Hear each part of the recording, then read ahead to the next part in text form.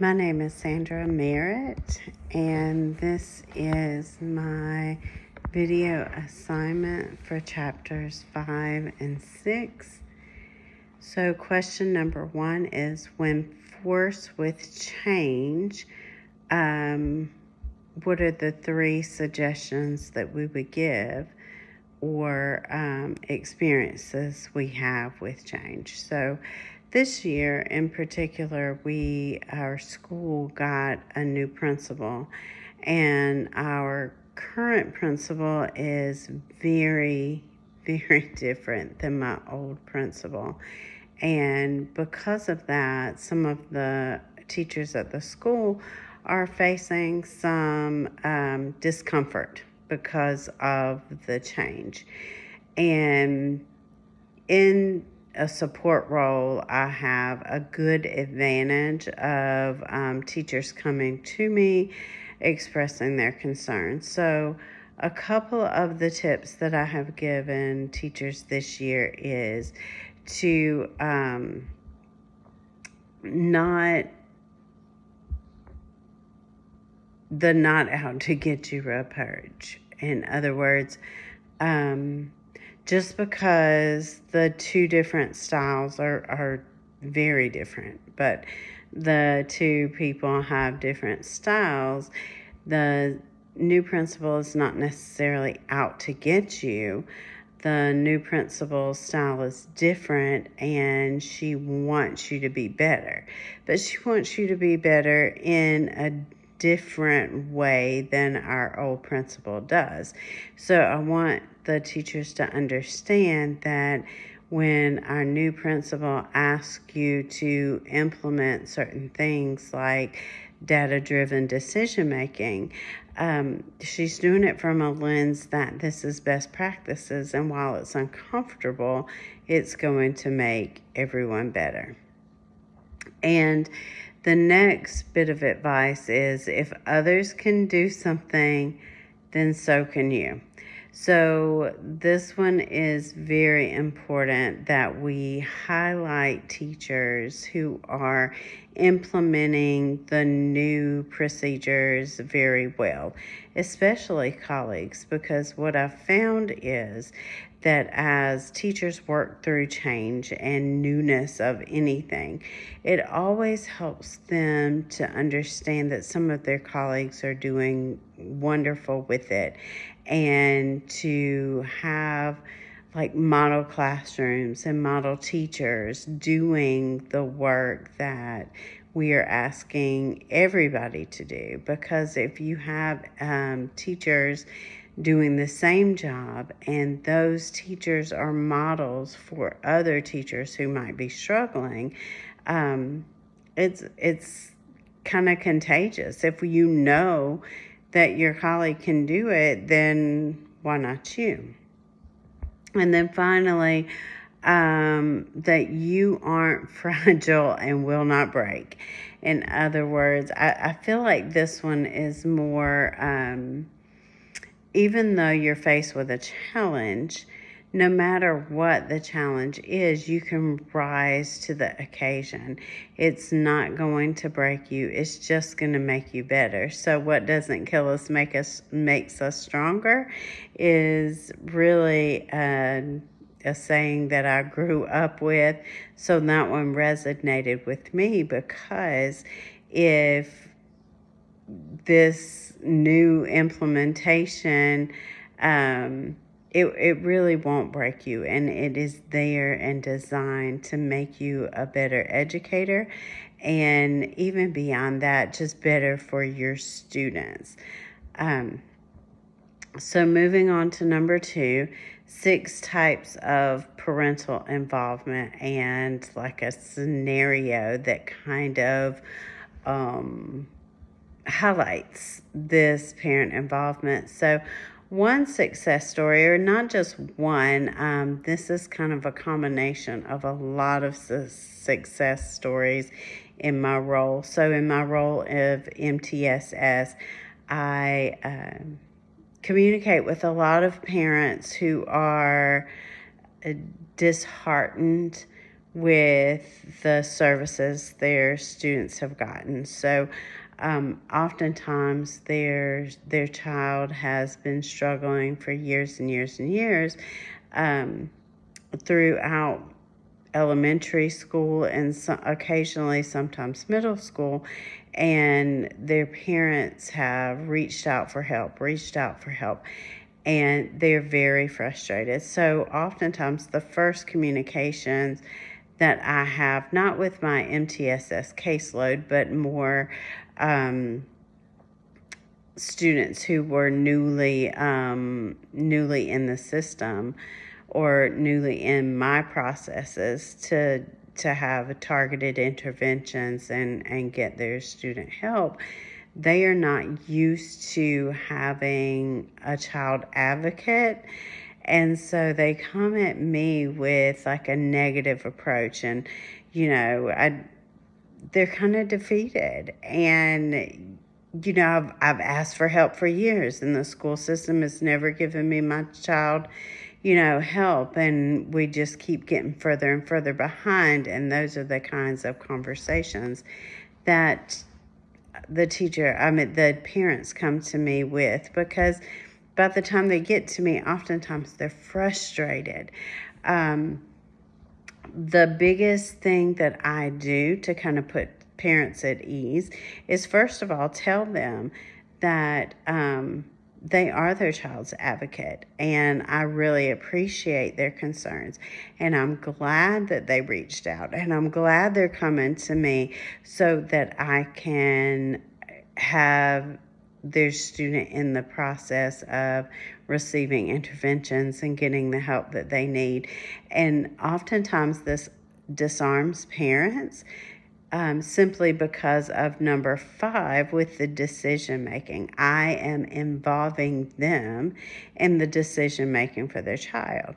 I am trusting them, the parent, to be the expert in the challenges their children have faced, because they've watched their children face those obstacles for all those years. So oftentimes when I say, I am glad you came to me, let's sit down and come up with a plan to address your concern. So if your concern is that your child is struggling with reading comprehensions, so let me tell you some of the options that we have here to help your student with reading comprehension, and let's put those in place. And then when we come back monthly and we meet with parents, and I'm able to show them the progress monitoring data and whether their child is making progress or not, and then give them next steps, the parents feel empowered, and they feel like someone's listening to them. And when they are a part of these decision making, these big decisions for their students, they feel heard. And sometimes for the first time in years and years and years in their students' education. So I've experienced several success stories with that, because if you give them a voice and give them a seat at the table, that's really all they're asking for, and they want their child to do better. For question number 3, styles of leadership. So a direct leadership style. I've had several experiences with people with a direct when style. One such person I can think of who worked when I worked at a high school level. I was a high school English teacher, and I have phenomenal test scores, and my students did really well compared to other classes, not only in the school, but in the system. But other teachers did not. So I was in a district that was really struggling, and I always felt kind of attacked, even though the students in my classroom were outperforming other students and other student groups. But at the time, I had an assistant principal who was over my department who kind of forced our hand into doing things a certain way. And it didn't matter that the strategies, the teaching strategies that I used in my classroom were effective. And there were ones that I was comfortable with, and very successful strategies, very successful teaching. Students were very successful. Then he still wouldn't budge. So in other words, you're going to use this strategy. And if you don't, then there'll be consequences for you not using that strategy. So I did experience that. It was a very miserable experience. And in all honesty, it was one that pushed me out of that particular school system that I had been with for 16 years into the school system that I currently work, into a new role and a new position. But it was truly because of this particular administrator's leadership style that kind of pushed me away. It was very difficult to deal with. And not only did I leave, the entire department, save one teacher, left because of this in a span of 3 years. They just left, and they had a completely new department of English teachers simply because of this one person's leadership style being a direct leadership style and very overbearing and very demanding. I guess an advantage to that would be if you had come in and you were less successful as a teacher and you did need some guidance on teaching strategies, that he would give you a strategy and kind of demand that you use that strategy, and that could be an advantage, especially for a teacher who was struggling. And then finally, number 4, the facilitative style of teaching. There are some pros and cons to this one as well. So this one is more a collaborative approach, and let's try this. Let's implement this, see if it works. If it doesn't work, let's talk about it. Let's talk about why it didn't work. Let's look at data and see if it was effective or not. And this style of guiding you through different processes and being flexible enough to give teachers autonomy with that particular concept or process was always more effective to me than a direct approach. So a facilitative style gives you kind of autonomy and flexibility while still having the expectations of you doing certain things. The cons to this is, for some teachers, it may come off as, for lack of a better word, kind of wishy-washy, and that you don't really mean what you say. So some people like that direct approach, and other people, if given a less direct approach, they will confuse kindness with being a pushover, and find out very quickly that is usually not the case, especially with administration. All of these, especially the 2 leadership style, fall right in line with Noel's strategies for adult learners.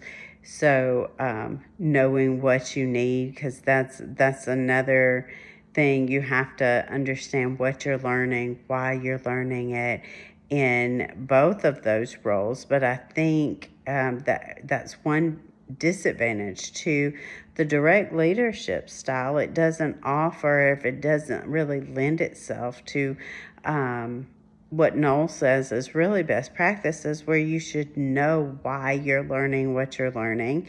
You should understand the benefits of what you're doing in a classroom, and then in a direct leadership style, it just doesn't offer it. It doesn't offer that kind of understanding. It's more a command to do it because I said so. And according to Knowles, that's really not best practices.